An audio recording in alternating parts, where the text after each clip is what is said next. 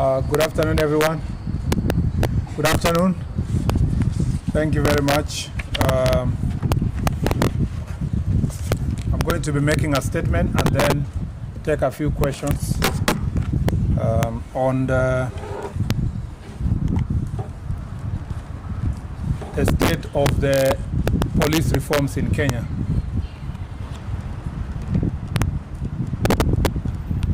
In the past few years, police reforms have gained significant momentum following the infusion of National Police Service, its objects and functions in the Constitution of Kenya. These milestones have led to institutionalization of various reforms in the service, and this has resolved historical systemic issues, ensuring that police aligns with our democratic principles and constitutional standards. Police reforms in our recent past has become a focus of accountability, service ethics, and restoring public confidence, breaking away from the outdated colonial legacies. Article 244 of the Constitution of Kenya mandates the National Police Service to strive for the highest standards of professionalism and discipline among its members. Progressive police reforms globally aim to enhance public safety, improve public and community relations, and strengthen accountability. The Constitution further obligates the National Police to comply with the constitutional standards of human rights and fundamental freedoms. The servicemen and women are required to be trained to the highest possible standards and competence and integrity to respect human rights, fundamental freedoms, and dignity.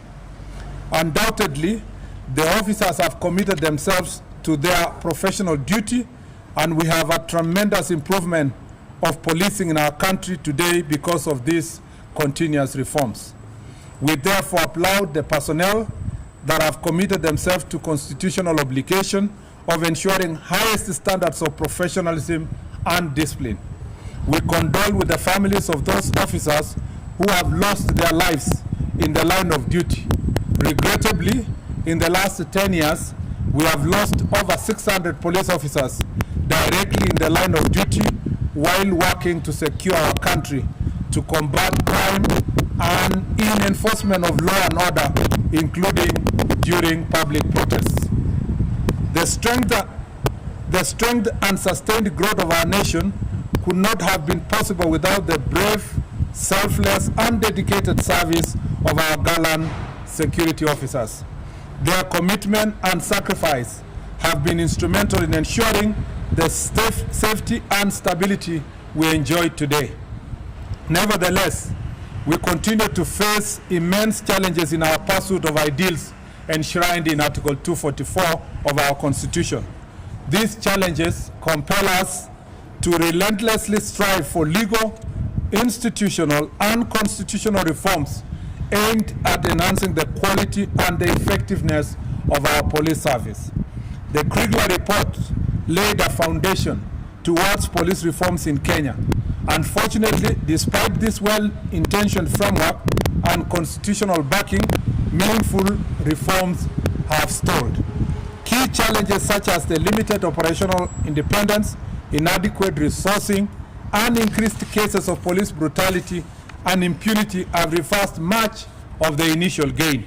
As such, the promises and ideals of Kriegler report remain largely unfulfilled, even as public demand for a reformed, accountable, and rights-respecting police service continues to intensify. Upon assuming office in 2022, the President of the Republic of Kenya, His Excellency Dr. William Ruto, established a task force to look into critical reforms in the National Police Service, Kenya Prisons, and National Youth Service. The task force dutifully pointed to the need for several administrative, policy, and legislative reforms. Subsequently, on the 7th of March 2025, His Excellency the President entered a memorandum of understanding with the former Prime Minister, Right Honorable Raila Odinga, to promote and protect the livelihoods of young people and to guarantee the right to peaceful assembly and protest as provided for under Article 37 of our Constitution. It's against this high-level commitment that the ministry is intensifying efforts to implement relevant policy and legal reforms aimed at fully realizing the ideals and aspirations expressed in the task force report and the memorandum.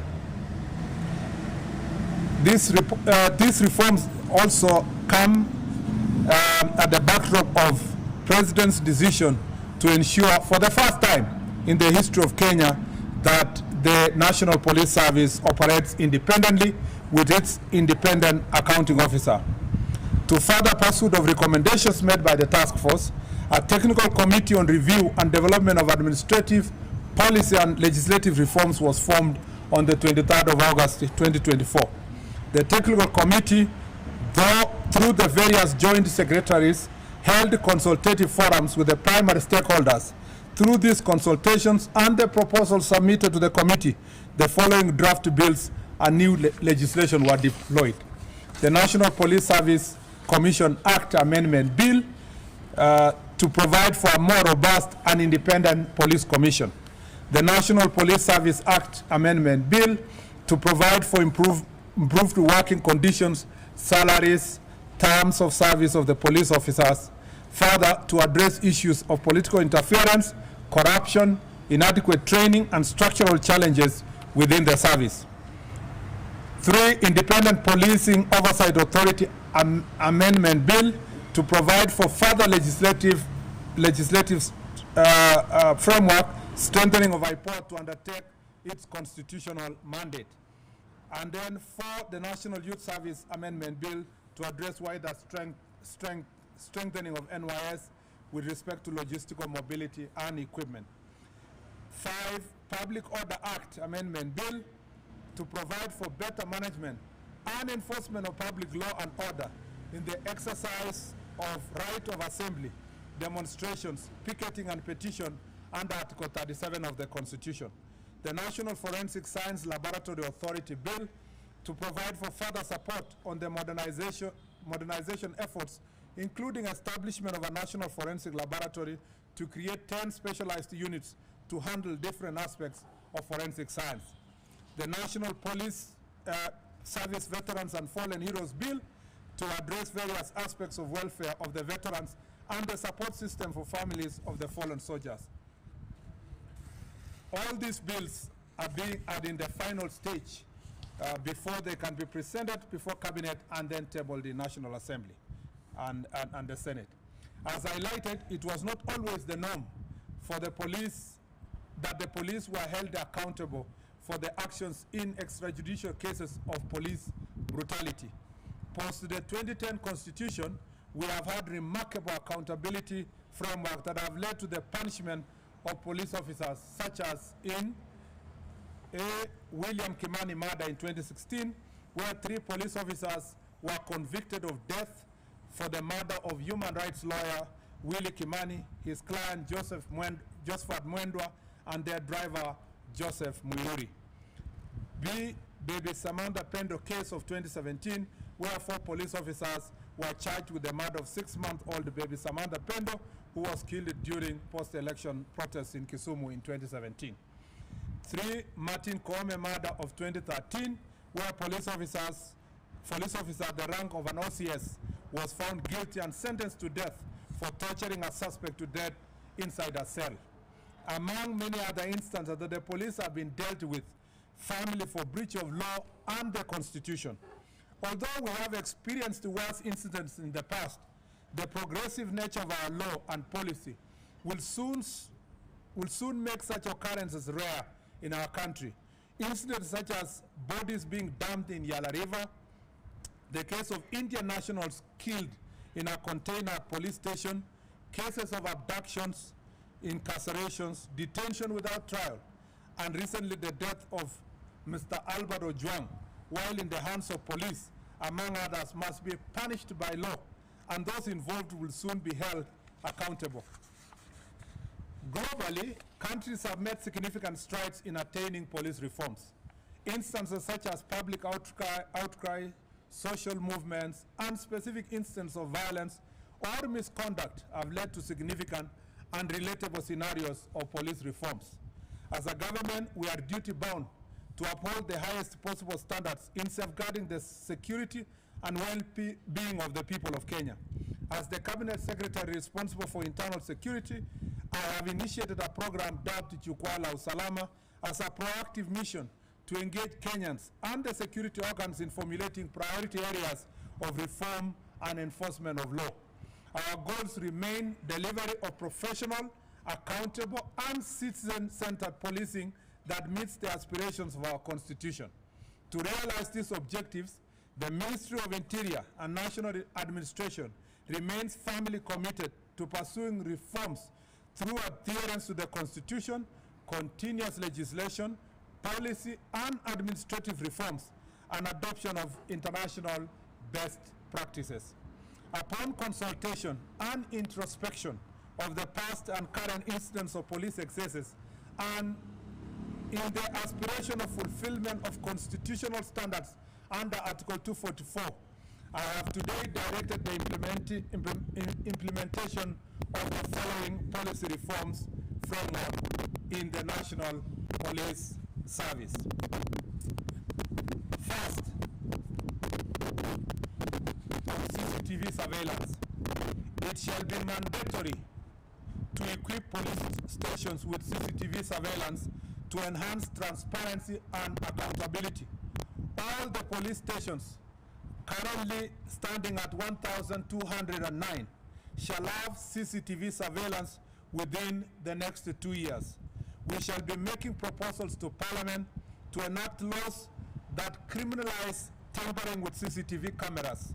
The surveillance system shall be in the custody of the officer commanding station, and the said officer shall be required to ensure that the system is always functioning, and instances of fault, it shall be reported within 1 hour through the established chain of command. The CCTV shall have an external backup system. It's important for Kenyans to know that the current stations that have CCTVs are not CCTVs that are sanctioned fully by the National Police Service. It was the initiative of the individual police stations. Now this shall be mandatory for the entire 1,209 police stations and other police stations that shall be constructed. 2, digitization of occurrence book. Over the next 1 year, and in line with the bottom-up economic transformation agenda program of digitization, we shall roll out a digital reporting system. This is a reform that has been initiated, and we are now committed to the digitization of occurrence books to ensure all reported incidences can be traced and be tamper-proof. 3, community policing initiative. Every police station shall be mandated to adopt and steer community policing models to improve relations with citizens. This integration with the local community will lead to greater accountability and improvement of working relations. 4, regular audits, evaluations, and performance review. I have directed an immediate establishment of a policy framework for conducting independent audits of police practices, procedures, and use of resources to ensure compliance with established policies and identify areas for improvement. Working together with civil society, religious leaders, and other stakeholders, we shall ensure regular audits and evaluation with awards to the best police officers, police stations, among others. We are creating systems that evaluate officers' performance based not just on enforcement metric, but also community relations and adherence to requisite ethical standards. This framework shall establish both the criteria for reward and sanction of respective police officers. 5, training and education. I have directed the establishment of continuous professional development training on all officers, beginning with the OCSs, who shall be required to undertake minimum training annually on set of constitutional standards of the National Police Service as shall be developed in the curriculum. This marks the first step in restoring professionalism, discipline, and service excellence across all ranks. To achieve this, we shall work closely with the National Treasury and Parliament to ensure adequate resources are allocated. It is unfortunate that whenever budget cuts strike, training is often the first casualty. We are also forging partnership with development partners, public benefit organizations, and other stakeholders to sustain this initiative. In our upcoming police recruitment drive, we shall include a specific cadre of specialized officers to infuse fresh talent, professionalism, and modern policing standards throughout the service. All these reforms will be centralized for oversight and implementation at every police station, directly under the responsibility of the officer commanding station. It is important to note that in the command and structure of police service, the OCS is the ultimate officer in charge of all activities related to enforcement of law and order at the police station. All the other superior structures exist for the coordination and command of the National Police Service. It is therefore our intention to implement, monitor, and evaluate aforementioned reforms of the police station. Our intention is to make our police stations centers of excellence. It's important for all of us to know as Kenyans that just the way we say in elections, the polling station is the final place of voting. The police station is the final station of reporting any crime in the National Police Service, and therefore every person, including senior officers, even the minister, everybody else has to always go back to a police station, and therefore we want to make the police stations to become the center of excellence. We shall make the respective budgetary adjustments to prioritize these reforms among other modernization strategies in the forthcoming and subsequent financial years. We shall also pitch for support of these priorities from our development partners to ensure efficient and effective implementation of these reforms. As we relentlessly advocate for appropriate conduct by the police, there must be a reciprocal emphasis on the responsibility of citizens to show respect towards police officers as they discharge their lawful duties. Just as police officers are held accountable and subjected to public scrutiny, citizens too must accept that their actions are not beyond reproach. We are extremely concerned by the increasing instances where police officers have come under unwarranted attacks while executing their lawful duties. These challenges must not be ignored, and they point to a broader need to foster mutual understanding, accountability, and respect between the police and the public. In some instances, the nation has worked in disbelief as individuals forcefully enter protected areas such as parliament and police stations, with incidences such as burning police vehicles and destruction of government installations. Equally alarming are cases involving mob justice, acts of banditry, and illegal possession and public display of firearms. Such acts not only threaten national security, but also undermine rule of law. In conclusion, I wish to give my highest assurance that the Ministry of Interior National Administration, working in concert with other government agencies and in close collaboration with the people of Kenya, will continue to pursue and implement the much needed reforms within the security sector. This process will be progressive and guided by the constitutional values, best practices, and the unwavering pursuit of justice and professionalism. I thank you. Are there any questions? Yes. We shall, for all the questions, please name and maybe the media house you represent. Okay.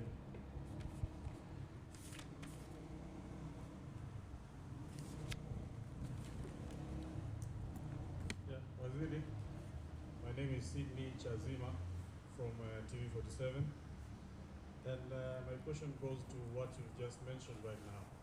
You say that even the most highest ranking police officer has to report to a police station if there is something, even a complaint.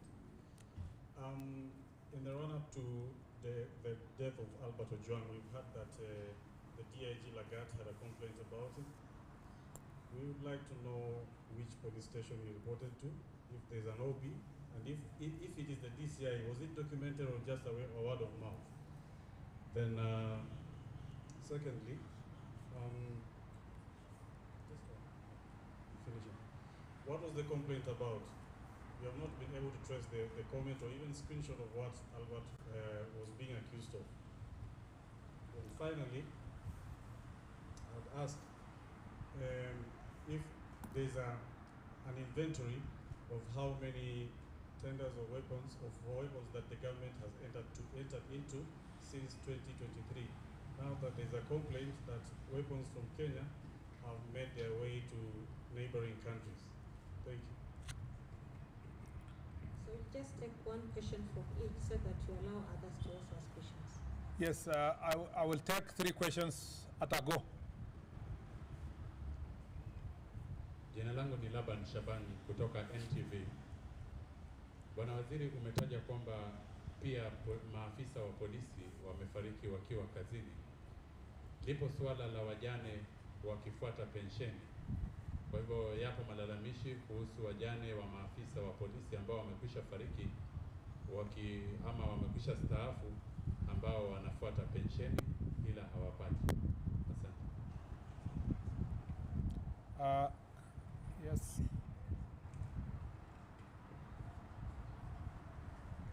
Good afternoon, Waziri. My name is Stephen Leto from Citizen TV. My question goes to the CCTV installation to over 1,000 police stations across the country. What is the financial implication that we are looking at?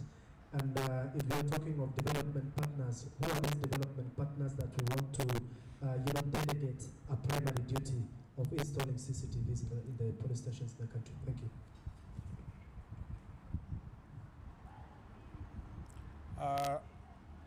Let me start with on the issue of the current investigations that are going on in relation to the death of Mr. Albert Ojwang.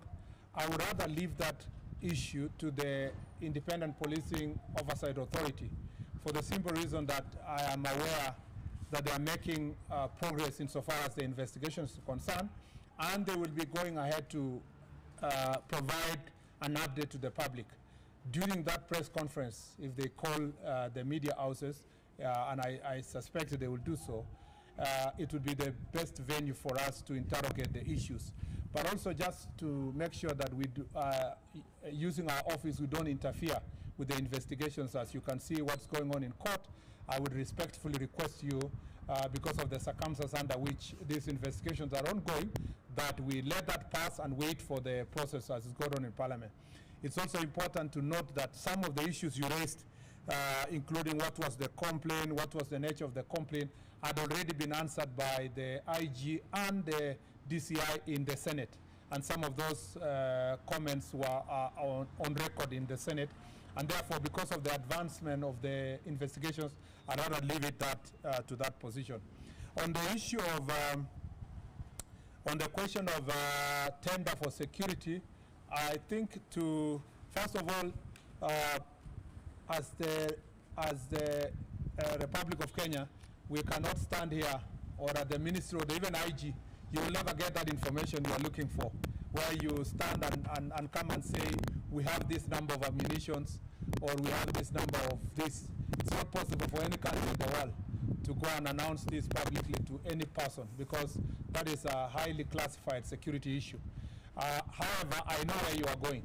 Your question was related to what was in the media about munitions and issues of other countries.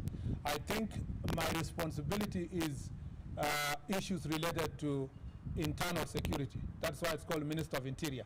So I have my responsibilities only confined to issues that are related to security in our country.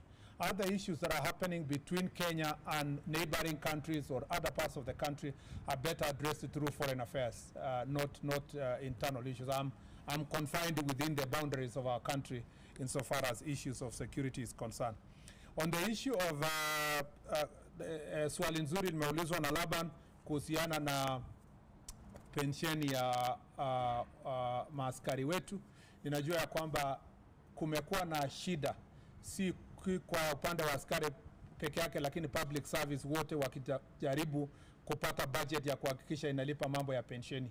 Lakini uliposikia vile nilisoma baadhi ya mabadiliko ama reforms ambayo tunafanya inahusikana na Veterans Bill, nia yetu ni kuhakikisha kwamba through that Veterans Bill tutakuwa na njia mwafaka ya kuhakikisha kwamba wale wanaondoka kutoka ofisi wanalipwa haraka, na pia sio wenye wanaondoka peke yake, wale wanapoteza wapendwa wao katika wakiwa kazini watakuwa wameshughulikiwa ipasavyo. Ndio unaona hiyo Veterans Bill ndio moja ya yale sheria ambayo nilisoma ambayo tunataka kupitisha ifikie bunge ili tukue na njia mwafaka ya kuhakikisha muda ambayo inahitajika kulipa pension na mambo mengine. Hata hivyo kupitia bajeti ambayo National Police Service imepata, kumekuwa na bidii kwa upande wa National Police Service kujaribu kulipa wale ambao pension yao imekaa sana kadiri ya uwezo wao kupitia ile bajeti ambayo tumepewa na bunge. Kwa mambo ya financial implication, I want to say that we will leverage on the working relationship we have with the Ministry of ICT and with the support of also CAK, Communication Authority of Kenya. We are going to forge this partnership, which has been ongoing between us and these institutions, to see how we can install these CCTV cameras within the next 2 years. The ultimate budgetary allocation will be determined by the working partnership we have put in place. I need to say that we are not saying we are abdicating this responsibility to our development partners. And I am very clear in my mind that it is not the responsibility of the development partners to do so. It is us, but we leverage on the working partnership that are already existing. Some of the partnership are between us with the UNDP, which is already ongoing partnerships, between also us and the World Bank, between the government and the government of UK, and between the government and European Union. These are existing partnerships that are cut across ministries, but particularly for this ministry, we want to retrofit the programs that we have been having with them and see if we can urgently put some of the already committed resources towards making the police station a center of excellence and making it mandatory for all these police stations to have the CCTV cameras. I also needed to say that it is not just enough to talk about the CCTV. We are speaking about police stations that have very old infrastructure. Some of the police stations are actually colonial infrastructure. So it requires also building of the infrastructure itself. And again, through our Jukwaa la Usalama and our engagement with national government Constitutional Development Fund, we've been seeing ways of ensuring that we modernize most of these police stations, because you can also may want to put new ICT materials, the laptops, the CCTVs and the Wi-Fi and so forth in an environment that has very old infrastructure or even barely existing infrastructure. Some of the police stations are Mabati police stations and so forth. So we will want to, as we work on the accountability and transparency in the police stations, we want to ensure that we build on the infrastructure within the police station. The last three questions. Yes, Waziri, my name is Eric Orenga for Citizen Radio. There's been a clamor and push from a section of Kenyans for the DIG Lagai to step aside or resign. And some are even threatening to go to the street from tomorrow. From where you sit, do you think that's the prudent path to take to suppress the tension, the pressure of protest ahead of tomorrow? Thank you. Mr. CS, my name is Winfrey Owino from KTN. You've mentioned digitization of occurrence books. And this is not something new. We actually heard of it first time with the previous regime. So what is the progress with what the previous regime had started? And what really is the update based on what you had told us before as the ministry? Yeah. Thank you. The last one, if any, and if none, then I appreciate. Good afternoon. I'm Camila Lunani from K24. And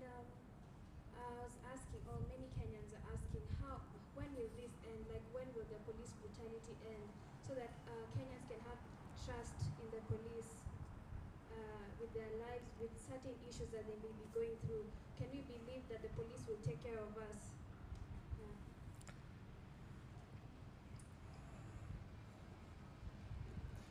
Thank you very much. First, let me say that on the question of the first question by Eric was in relation to the role of the DIG in the question of the issue to do with the murder of Mr. Albert Ojwang. I'd like to say that, and whether or not he should resign. I'd like to say that the investigations, as I've already said earlier, are going on with IPOA. IPOA is doing its part in terms of investigations. DIG Lagat is a seasoned police officer who understands what it takes to carry out matters of investigations and where or whether or not his conduct or act or position can affect that investigations. And I think we will cross the bridge when we reach there.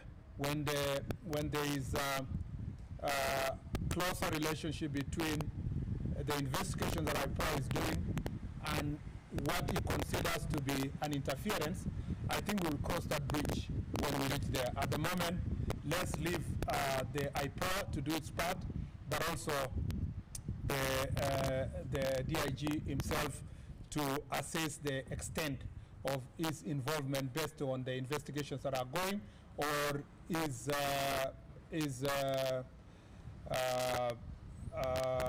position vis-a-vis the investigations, and then make that decision when we cross there. I would not like to be the CS who will make that decision for him. It is important that that is achieved, the threshold of the investigations, where it is, and whether or not the DIG will see that his position or position in office is going to interfere with that investigation. And I'm sure when that threshold is achieved, we will cross that bridge when we reach there. On the question of digitization of OB, this has been a long time promise, and I agree with you that it's been a promise from previous administration to now. We want to move it from promise to reality. And we know the reasons why this is serious is because if we have a digitized OB, it will help us to make sure that any reported incident can be tamper-proof. It can also be tracked to ensure that whether or not someone wanted to interfere or change the position of a particular reporting that was made. So we'll not have a situation where like we saw in the other incidents, that somebody had reported there is allegations that the report was changed and so forth. So digitized occurrence book will really help us a great deal. And I have now given timeline. Maybe in the past there was no promise of timeline. I've given in the next 1 year, we would like to see a digitized occurrence book. And then lastly, Camila has asked a very important question. When will police brutality end? We would like to see that police brutality ends now. It is the duty of every member of society, including our cabinet secretary and government, to see that police brutality ends immediately. Because it is not right that police stations, for example, or police officers who are expected to protect the citizens are brutalizing citizens. But as you know, reality on the ground is that this is an area that governments and countries all over the world have struggled with over time, even the most advanced democracies, like the case of the US with the George Floyd a few years ago.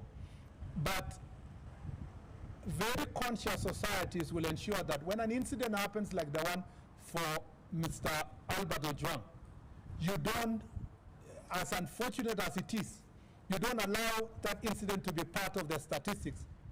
It's also an opportunity for us to rise up and say, what else can we do?